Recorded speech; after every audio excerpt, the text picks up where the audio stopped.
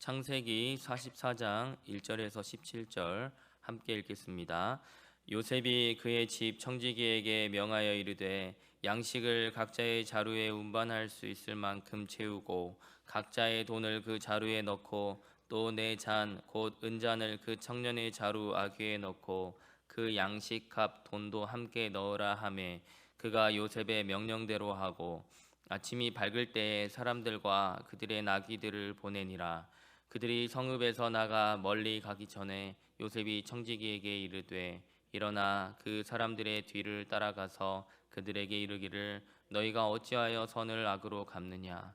이것은 내 주인이 가지고 마시며 늘 점치는 데 쓰는 것이 아니냐. 너희가 이같이 하니 악하도다 하라. 청지기가 그들에게 따라가서 그대로 말하니 그들이 그에게 대답하되 내 주여 어찌 이렇게 말씀하시나이까.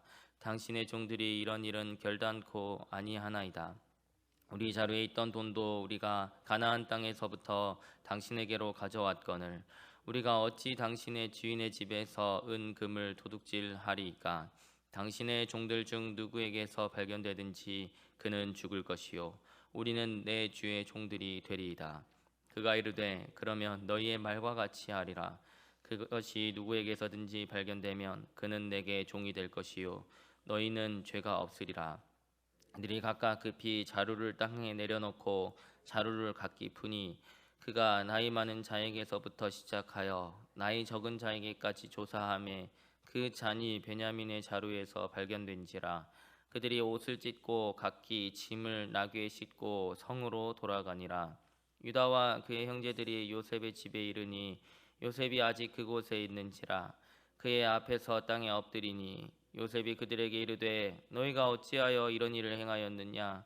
나 같은 사람이 점을 잘 치는 줄을 너희는 알지 못하였느냐. 유다가 말하되 우리가 내 주께 무슨 말을 하오리이까. 무슨 설명을 하오리이까. 우리가 어떻게 우리의 정직함을 나타내리이까. 하나님이 종들의 죄악을 찾아내셨으니 우리와 이 잔이 발견된 자가 다 내 주의 노예가 되겠나이다. 요셉이 이르되 내가 결코 그리하지 아니하리라. 잔이 그 손에서 발견된 자만 내 종이 되고 너희는 평안히 너희 아버지께로 도로 올라갈 것이니라. 아멘. 오늘은 동일한 시험대 앞에 선 순간이라는 제목으로 말씀을 나눕니다. 사람이 과연 변할 수 있을까요? 한 번쯤 이런 말들을 하지 않습니까? 사람은 절대 안 변해. 그 사람은 또 그럴 거야. 사실 우리도 알고 있습니다. 사람은 또 사람의 습관은 쉽게 변하지 않는다는 사실을 말입니다. 특히 우리 마음 깊이 자리 잡고 있는 이기심이나 그런 욕심 같은 것, 이런 것들은 평소에는 잘 드러나진 않지만 결정적인 순간에는 다시금 드러나기 마련입니다. 오늘 본문 속의 형님들은 어떨까요? 과연 형님들은 그 사이에 변했을까요? 아니면 지난 22년 세월을 지나면서 무언가 조금이라도 변한 모습을 우리는 발견할 수 있을까요? 아버지를 염려하는 그런 모습을 보면 무언가 변화가 좀 있긴 있는 것 같습니다. 그러나 형님들은 아직 결정적인 시험대 위에 서지는 않았습니다. 그런데요, 오늘 본문에서 하나님께서 이 형제들을 이제 결정적인 시험대 위에 세우십니다. 과거의 형들은 아버지가 가장 사랑하는 아들 요셉을 버렸습니다. 아버지가 노골적으로 요셉만 편애했으니까요. 형님들이 요셉을 미워한 것도 우리가 아주 이해가 안 가는 것도 아닙니다.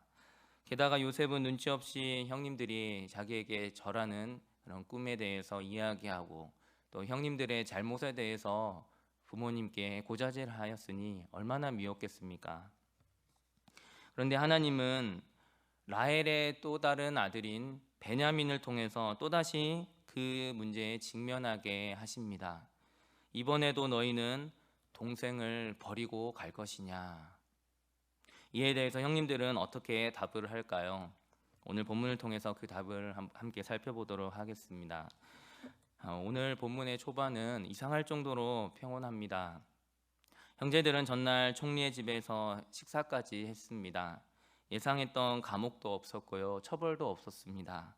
오히려 환대를 받았습니다. 특히 베냐민은 5배나 많은 음식을 받았죠. 아마 형님들은 안도했을 것입니다. 다행이다. 우리 이제 양식도 챙겼고 또 시므온도 풀려났고 이 베냐민도 이렇게 어떤 위험을 당하지 않고 이제 아버지께로 평안히 돌아갈 수 있겠구나.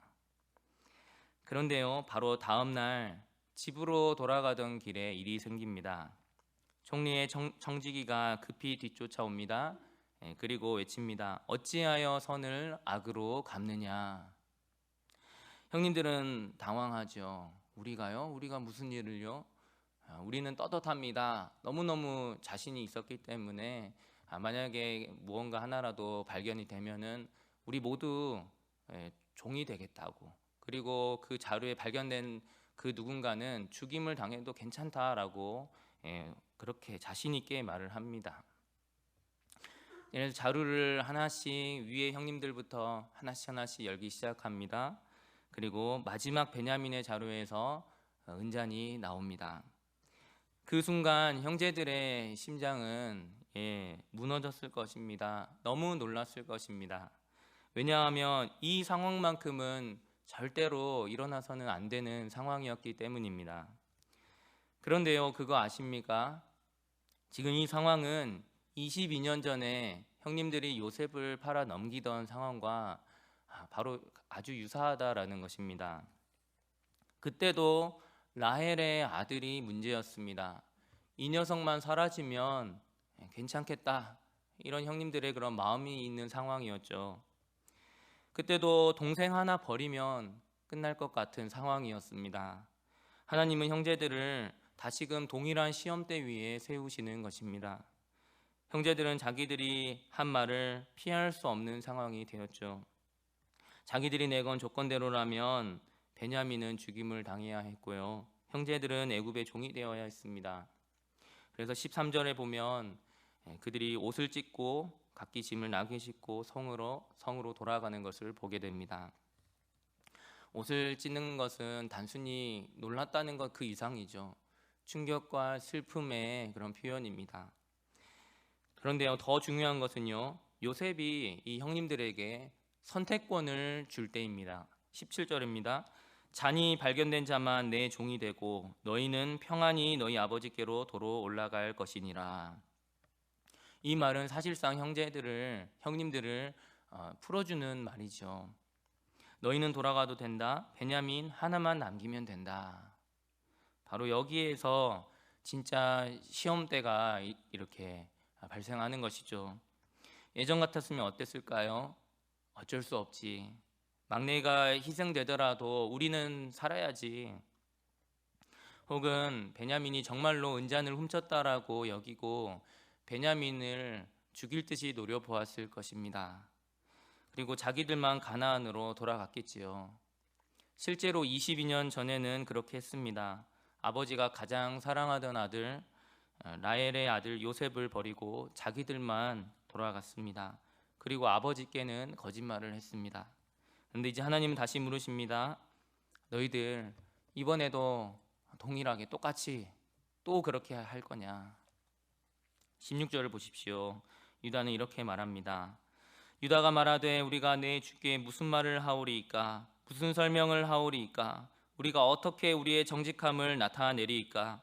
하나님이 종들의 죄악을 찾아내셨으니 우리와 이 잔이 발견된 자가 다 내 주의 노예가 되겠나이다.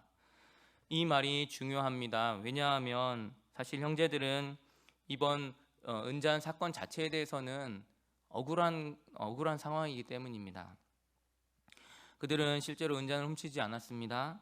그런데 유다는 우리는 억울합니다라고 말하기보다는 오히려 하나님이 우리의 죄를 아시고 드러내셨다라고 고백을 합니다. 지금 유다는 단순히 지금 은잔의 사건에 대해서 짓지도 않은 죄에 대해서 고백하는 것이 아닙니다. 22년 전에 자신들이 동생 요셉에게 했던 그 악행에 대해서 이야기를 하는 것이죠.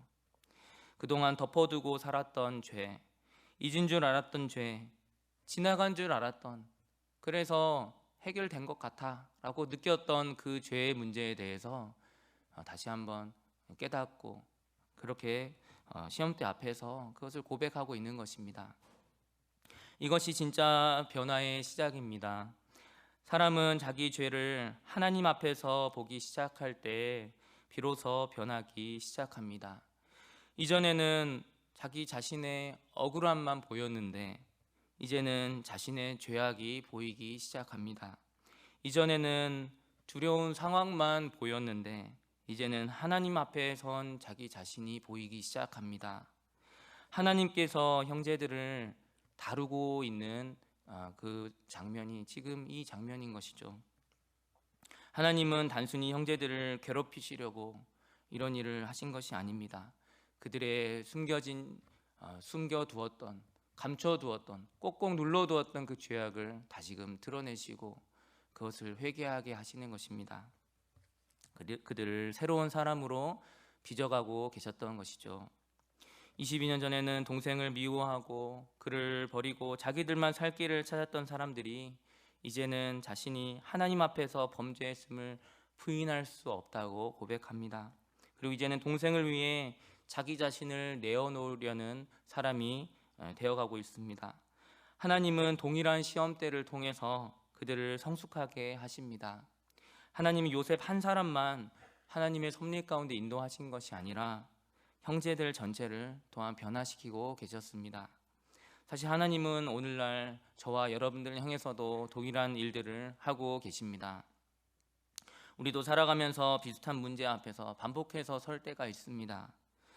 비슷한 그런 문제를 만날 때 있죠. 비슷한 시험을 우리가 받을 때가 있습니다. 그럴 때마다 하나님 왜 저를 또 동일한 비슷한 문제에 직면하게 하십니까? 이런 답답한 마음을 품게 되죠. 그런데요, 하나님은 우리를 자꾸만 무너뜨리려고 그런 동일한 시험대에 세우는 것이 아니라는 것입니다. 우리 안에 남아있는 죄성과 이기심을 드러내시고 우리를 점점 더 거룩한 사람으로 빚어가시기 위함입니다. 하나님은 반복되는 시험 속에서 당신의 백성들을 아름답게 빚어가십니다. 그런데 문제는 우리 힘만으로는 이것을 감당할 수 없다는 것이지요. 우리는 같은 자리에서 또 넘어지고 또 넘어지고 반복해서 넘어집니다.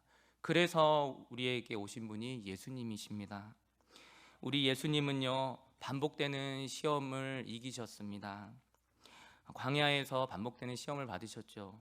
돌로 떡을 만들라는 시험, 하나님보다 자신의 길을 택하라는 시험, 십자가를 피하라는 시험이 계속해서 끊임없이 찾아왔습니다. 심지어 십자가 위에서도 사람들은 네가 하나님의 아들이면 스스로 내려와 봐라 이렇게 시험하였습니다. 그러나 예수님은 끝까지 아버지의 뜻에 순종하셨습니다. 첫사람 아담과 이스라엘이 반복되는 실패의 자리에 있었다면 우리 예수님은 계속되는 순종으로 승리하셨습니다. 그리고 예수님이 이렇게 승리하신 것은요, 단순히 우리에게 모범을 보인 것 그것만이 아닙니다. 우리에게 아예 승리를 안겨주시기 위함입니다. 예수 그리스도를 믿는 우리는 예수님과 연합하게 되었습니다. 그래서 우리 주님의 승리가 우리의 승리가 되었습니다. 할렐루야. 그래서 우리 예수님께서 우리를 지금도 도우십니다. 바로 성령님을 보내셔서 우리 안에서, 우리 마음속에서 성령님이 실시간으로 우리를 도우십니다. 그래서 반복되는 시험 속에서도요, 우리는 이전에 지었던 죄악들을 깨닫게 되고 하나님께 회개하며 점점 더 아름다운 모습으로, 예수님 닮은 모습으로 빚어져 가게 됩니다.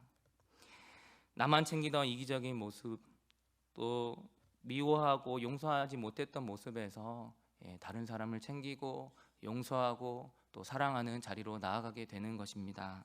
이것이 바로 성화입니다. 사랑하는 성도 여러분, 말씀을 맺겠습니다. 혹시 우리의 삶 가운데에도 다시금 또다시 드러난, 또다시 직면하게 된 어떠한 시험대가 있습니까? 같은 상처, 비슷한 유혹, 또 비슷한 두려움 앞에 서 계십니까? 그렇다면 낙심하지 마십시오. 하나님께서는 우리를 결코 버리는 분이 아니십니다. 하나님은 오늘도 그 시험대를 통해서 우리를 예수 그리스도 안에서 더욱더 아름답게, 더욱더 거룩하게 빚어가시는 것을 믿으시기 바랍니다. 그러므로 오늘도 우리보다 먼저 시험을 이기시고 끝까지 순종하신 예수님만 바라보면서요, 그 안에서 날마다 변화되어가는 우리 모든 성도님들 되시기를 주님의 이름으로 축원합니다. 하나님 아버지, 오늘 말씀을 통해 반복되는 시험 속에서도 우리를 포기치 않으시고 빚어가신 하나님의 섭리를 보게 하시니 감사합니다. 우리 안에 남아있는 이기심과 죄성을 드러내시고 점점 예수 그리스도를 닮아가는 우리 모두가 되게 하여 주옵소서. 반복되는 그런 여러 가지 시험대 앞에 설 때 낙심하기보다는 끝까지 순종하여 승리하신 예수님 바라보게 하여 주옵소서. 우리 힘만으로는 시험을 이길 수 없지만 성령께서 우리를 사랑으로 붙들고 계심을 믿습니다. 오늘도 우리를 도우시고 선하게 인도하시는 예수 그리스도 이름으로 기도합니다. 아멘.